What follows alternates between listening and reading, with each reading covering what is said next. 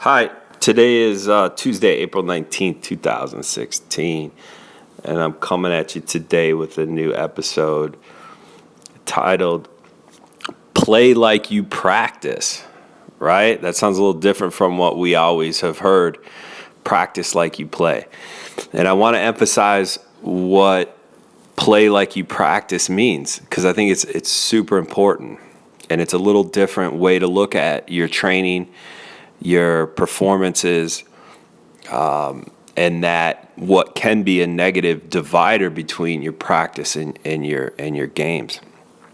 So everybody is teaching and coaching, practice like you play, practice like you play. Well, what if we're not playing well? And I think how that started was somebody wants to define, the level of intensity is higher in a game situation, and you need to take that, level of intensity with you in practice to be a good player. Well, let's just assume you're trying as a player in practice, because you should be, right? And if you're not putting in that effort in practice, then just go home or try a different sport or something like that, right? So I'm going to assume that you're trying, your kids, depending on how old they are, or you as a player, you're putting in good effort in practice, because obviously you always should. So assuming that your level of intensity, physically and mentally, is high in practice, I want to tell you about play like you practice. And what that means is when you're performing in live game situations, we tend to forget everything we've practiced. And then now we're not practicing. We're not bringing that effort into the game that we work so hard at in the off season or during the week or in batting practice. You see what I'm saying? So I guess to sum this up without any confusion is your games are just an extension of practice, and you should treat them that way. The minute we alert our bodies, especially our brain function, that this is a game now and people are watching, and all of a sudden now expectations and everything else has to be really at a high level. And now, just because we're wearing a uniform and people are watching us now, I have to turn on this switch and do something different than I'm accustomed to. You see, we practice, any athlete, especially, even at the higher levels, especially, you're practicing and training more than you're playing, right? So you're practicing and training more than you're performing live in game situations. So why wouldn't we want, for that reason, to treat our games as just an extension of our practice? And I mean, I'm convinced that the best of the best players are able to treat it like that. And I think if you don't, and you want to get more into what I'm talking about, I think you'll see your production increase in game situations, because you're not, you don't have the attitude of, it's a game now, so I've got to flip the switch, and I've got to do something different than I've been doing in practice. So yes, it's mental more than anything else. I mean, players psych themselves out. A good example is, just on the surface, wouldn't it be nice to be as comfortable as you are playing home run derby, in your last round of BP, or when you're younger in the backyard just messing around? Wouldn't it be nice to be that comfortable, when it's your at bat in the last inning, 2 outs with the bases loaded, or whatever? Or in a college situation or high school situation, pro situation, where there's more eyeballs on you, there's more expectations. So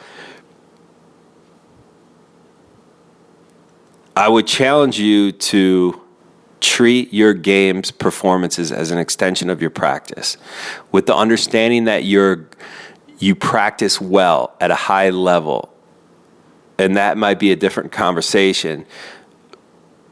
But we'll talk about that later. But I'm assuming that we're locked in as practice players, that we come to get our work in, learn, execute, and perform. And then when it's time to put our uniforms on and we have a scheduled game and an umpire's out there, we don't just treat it like something totally different. Because if we do, your body's not going to know how to react, and it's not going to react as well and as fluid, as seamless as it does in practice.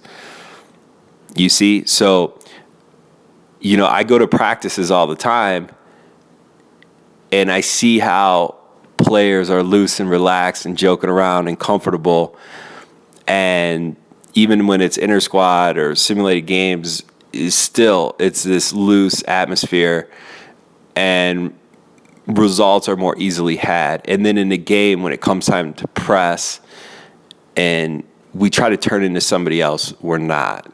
Okay? So another way, I'll flip this to shed some light on it, and you can look at it in a different light, is when is the last time you had a game or went into your game as a position player? For example, you're at bats, and you said, I'm gonna work on this. I'm gonna work on something that I need to get better at. When's the last time you did that? But for me, and again, I'm just speaking through experience. I never did. I never, the lights never went on, and I said, I'm going into a game. Oh, let me work on this today. So we use that term, work on something, like you just spend time in practice working on something. And I'm not talking about like experimentation. I'm talking about like, a deficiency you have that you need to get better at. So if it's your pitch selection or pitch recognition, seeing the ball early, or getting your front foot down in time, or not diving in, or not bailing out, not getting flat foot in your stance, pulling your head, or again, just to keep things simple for the sake of conversation, pulling our head is a common, mistake for hitters. So when's the last time someone that pulls their head or has a problem with that has gone into a game and said, listen, I'm just going to have 3 or 4 at-bats today where I don't pull my head and see what happens? You don't. More commonly, and it becomes a mistake, is that same player goes into the game and says, man, I need to get me 2 hits today. Or I need to have, 3 or 4 line drives today. I'm trying to get my doubles and home runs today. So we're focused more on the result. We're focused more on the statistical result than we are the process of execution and the things we have to do to be good. So again, you have to tone down the focus and attention on the result. Even in a team aspect, right? Which I can really care less about as far as what I do. But the team, you don't show up and say, we got to get a win today. You should show up and say, let's do it pitch by pitch, at bat, inning by inning. Let's play clean, let's do this, let's do that. Or if you've been making a lot of errors, the defense has been bad, well, let's not make an error today. You have to simplify the steps before you just focus on the result. And that's a common mistake. The definition of a slump for a hitter is somebody that's up there just like hoping for a hit, and all they care about is a hit, when you should be caring about the process, the execution of the process, the things you have to do well. Remember, that's what I call my approach for like a hitter at the plate, your approach at the plate. The things you have to do well to be consistently good. You never be perfect, right? So just be good more times than not. So that's what I'm speaking of, is why does culture, youth baseball culture, And then it drives us into this individual player at the higher levels, college, professional. And it ends up driving us crazy. It did for me as a player. It's because I wasn't ever able to play like I practiced. And again, the common theme and what you've all heard before is practice like you play, practice like you play. And it should be the opposite. Let's play this game how we practice. We had a good practice, guys. Or you had a good off-season of workouts. Let's just use these games as an opportunity it's an extension of practice. But especially at the youth level, it's all centered around winning now, which we all know. It's not new. You know, these club ball teams and starting at a ridiculous age of 6 years old, 7 years old, club baseball. Come on. Play t-ball, coach pitch, little league for a little bit. And even then, when you're getting big into club baseball at 10, 11, and 12, whatever, still young. These kids don't even know how to play baseball yet. Yet we're teaching them that the most important thing is to win when we play these games and tournaments and trophies and all that stuff. That's not new. You guys know that. That's ridiculous. That's what's going on now in youth baseball. But credit to whoever can run their team and just say, hey, we're going to use these games. They scheduled us games, or we're going to play in this tournament. Fine. But it's an extension of our practice. Let's play like we practice and not the other way around. Okay? Because in baseball, success comes more easily in practice than it does in game situations. Okay?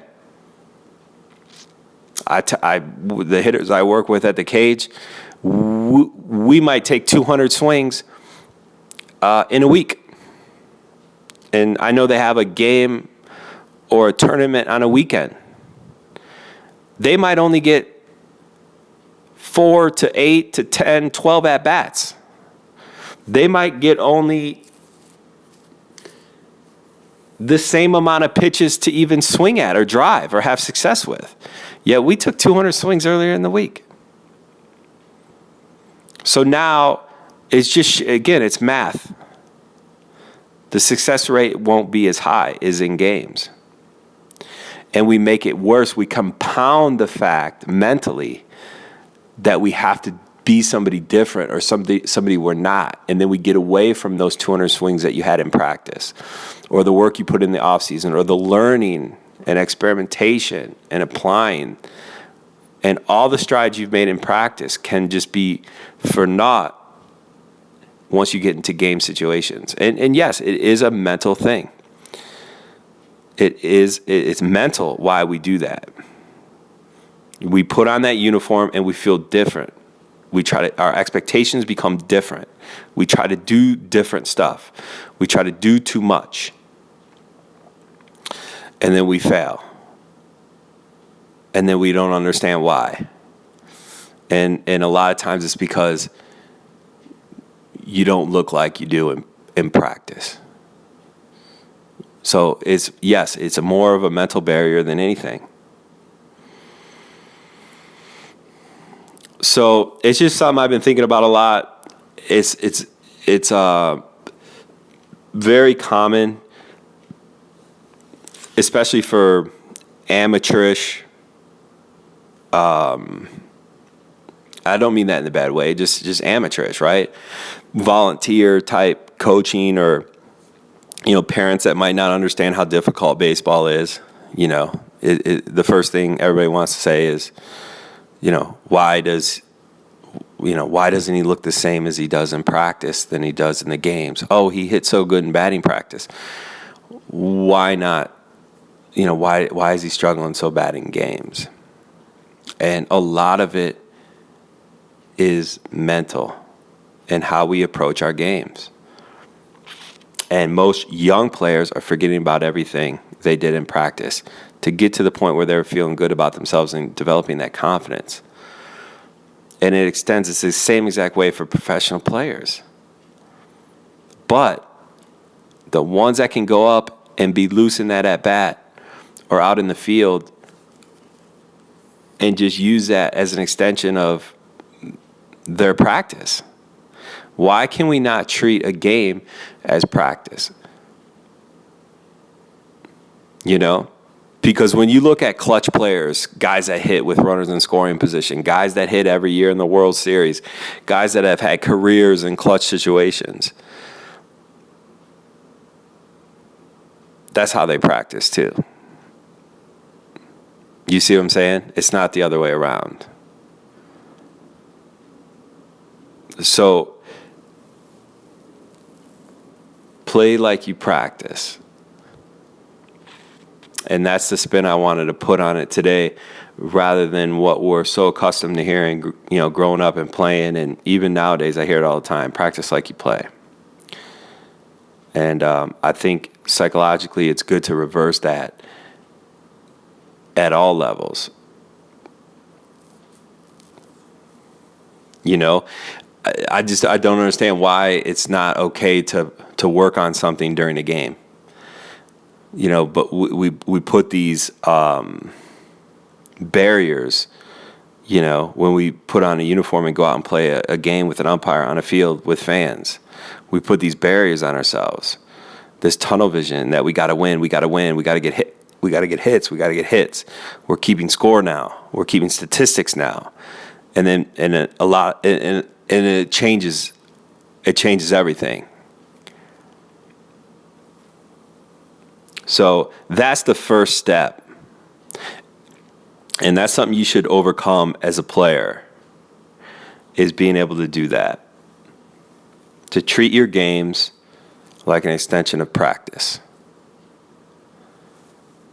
And I think that's good advice. I think it definitely help some of the struggles you might run into, you know, in game at bats, because we're always pressing, we're always trying to get a hit, we're always trying to look good, you know, in front of people that are watching us, evaluating us, and then we forget about what we do so well without even knowing it in practice.